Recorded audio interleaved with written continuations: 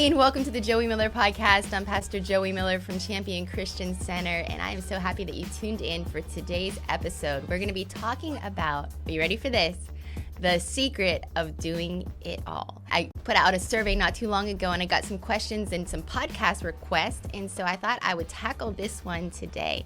The question was, how do you do it all? How are you a mom, a minister's wife, regular wife duties, and still feeling like you're not failing at something? So the truth is this: it's always an adjustment, it's always reevaluation, but there is a secret besides Jesus, who definitely is the secret of managing your life in a way that you can be successful in multiple areas and you don't have to feel like you're drowning all the time.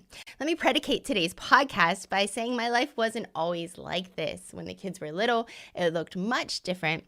So don't feel discouraged. Your seasons will change. Just change with them and really discern what the Lord wants to do in and through you in each and every season. So let's start with a quote from John Maxwell. It says this: if you want to see change in your life, change something that you do daily. He also says that the secret to success is found in your everyday routine. We all have the same 24 hours in a day. The question is, are we using those 24 hours to our advantage? So the secret to success, as I would define it in my life, of being able to do multiple things is time management. Time management.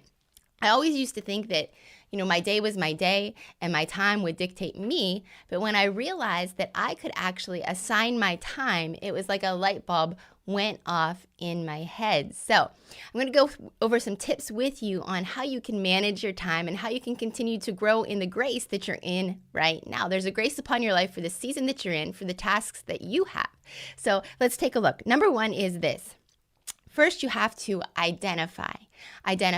You have to take a look at your life. You have to take an assessment. Where are you spending your time? You need to ask yourself some questions. Some of those questions would be, what is required of me in this season? Now, some things you don't have choices about. If you have little ones, you're required to take care of them. You're required to change their diapers, to make sure they have food in their stomachs. There's some requirements as far as housework that maybe you have to do. As women, we wear a ton of different hats, and some of those things just aren't negotiable if everyone wants to live in a clean house and have food on the table. So ask yourself that question: what are the things that are required of me? Another thing you can ask yourself is, what are the most important things to me right now? What are the things that I value? What are the things that at the end of the day, I'm disappointed if I didn't get to, or I feel like in some small way, I might have felt like a failure if I didn't get to those things because they're things that are important to me. Another question you can ask yourself when you're identifying is, where do I feel like I'm lacking and how can I adjust? So if you maybe are self-aware enough to say, I feel like I'm not getting enough time for myself. I feel like, I'm always tired at the end of the day. I feel like I didn't get to exercise. Make those adjustments. What are the areas that you're lacking in? And then adjust. So those are some questions that you can really take a look at to start to identify what your day is going to look like. What are the components in your day? There's a great leadership analogy, and it's about juggling. And when you juggle, you have to decide which balls that you're juggling are the glass balls and which balls are the plastic balls. What I mean by that is, if a plastic ball is dropped on the ground, it's not going to break. If a glass ball drops, it's going to be shattered. So as you're juggling all your responsibilities in life, you have to decide what is the most important things. And that's really what identifying is all about. It's defining your priorities. Your time is expressed through your actions. So, you have to say, my priorities really influence what I'm saying is a value in my life and a focus in my life. So defining which of those balls that you're juggling can be dropped and which ones just can't be dropped. So that's the first thing, is to identify. Number two is this: get a plan. Get a plan. A great leadership quote, once again, is, if you fail to plan, you're planning to fail. If you just let your day take over, you won't get anything accomplished, because there's always going to be little things that are vying for your time. There's always going to be little meetings that you have. There's always going to be little tasks or errands that you have to run. So really getting a plan in place. So for this, I have a planner that I live by. And what I will do is, at the beginning of the month, I will put down all of my anchor things that I have to do, all of the things that answer that question, what is required of me. I'll put it on a monthly planner. And then what I will do is I'll say, what are the things that are important to me? Maybe some goals that I have. I'll write those goals down in accordance to that month. And then in the side corner, I'll put down everything that I would look at as a success for that particular month. Everything that I want to do or everything that I have to do that is important to me, I'll put it in the side column there. And then I'll put a focus at the top, a focus for the month. What is the high priority thing that comes right after all the things that I have to do? What is my focus for that month? And it could be anything from ministry to family time, whatever that looks like. Maybe it's a big goal for the year. I'll make sure that's right in front of me.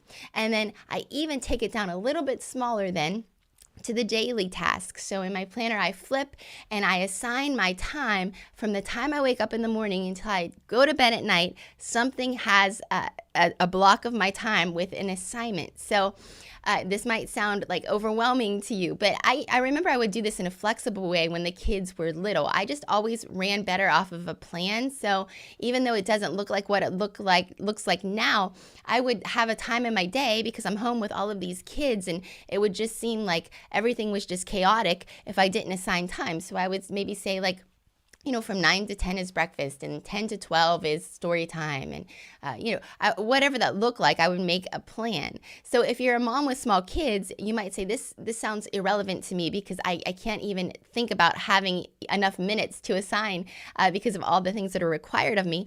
Just adjust your day. Say, even in the season of being at home with small kids, what would I define is a win? Maybe for you, that means maybe reading one Bible verse and then just meditating on that over and over again. Maybe that's doing one house task.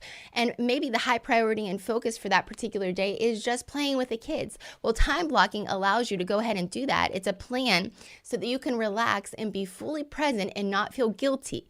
The worst feeling as a woman, because we do wear so many hats, is always being pulled in so many different directions. I remember thinking, when I was with my kids, I felt like I should be at work. And when I was at work, I felt like I should be with my kids. And that really put me in a place that I never felt fully present and fully engaged in what I was doing. And so really, time blocking allows you to do that. So assign your time. Not only that, but it makes you feel less overwhelmed. I assign a time for even my household chores so that in my day, I don't have to stare at that pile of laundry thinking, oh my goodness, I'm a failure. I'm never going to get to that. Things are chaotic in my house. What kind of wife and housekeeper am I? No, I say, you know what?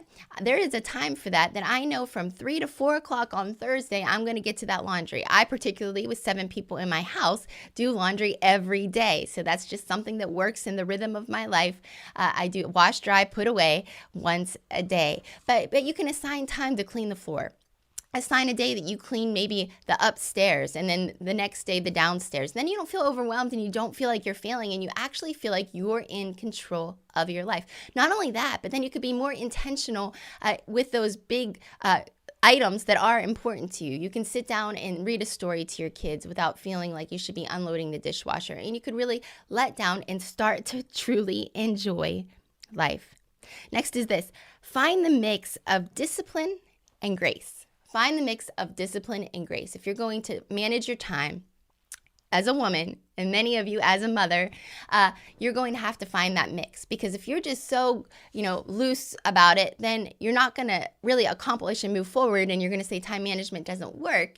But you have to find that balance that, yes, I'm going to get up, I'm going to live by my planner, so to say. I do that. I let my planner tell me how my day is going to go. I let my planner tell me what I'm going to do that day. I've already in advance decided what was important, plugged it in, and then I just have to operate in it. Now, there are interruptions. There are things that happen that maybe you have to be a little bit flexible. You have to be gracious to yourself. That's that discipline and grace combo, that if things don't go 100% as you planned, or if you don't get to everything, have grace on yourself. Don't beat yourself up, especially if you have young kids. I love the scripture in Isaiah. It says this.